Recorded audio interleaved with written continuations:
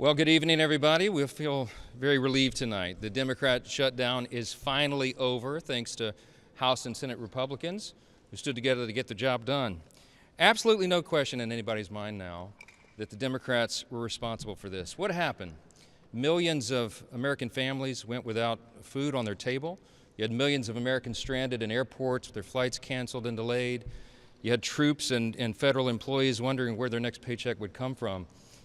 The Democrats openly admitted, many of them said it in their own words, that they used the American people as leverage in this political game. They knew that it would cause that pain to the people, and they did it anyway. They did it for their own selfish purposes, their political purposes, and it was a game they played with real people's lives. It's something that is very difficult to forgive. I want to say that all this was utterly pointless and foolish. This outcome was totally foreseeable. I said that this would be the outcome when all this began back in mid-September. They did it anyway. Democrats admitted that they used the people as leverage, and they got nothing for their selfish political stunt here.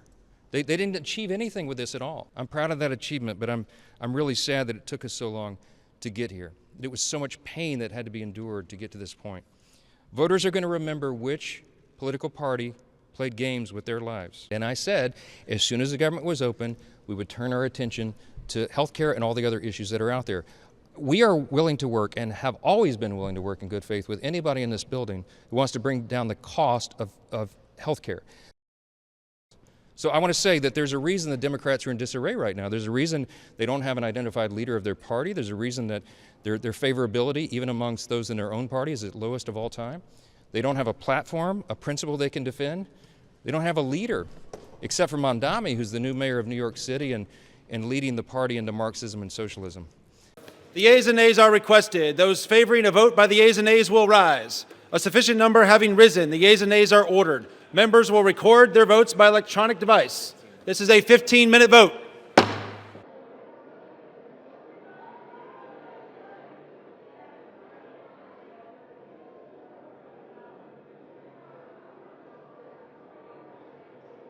On this vote, the yeas are 222, the nays are 209. The bill is passed. The motion is adopted.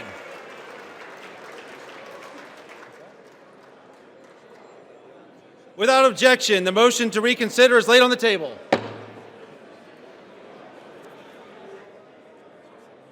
If you like this video, then like, share and subscribe to Mirror Now.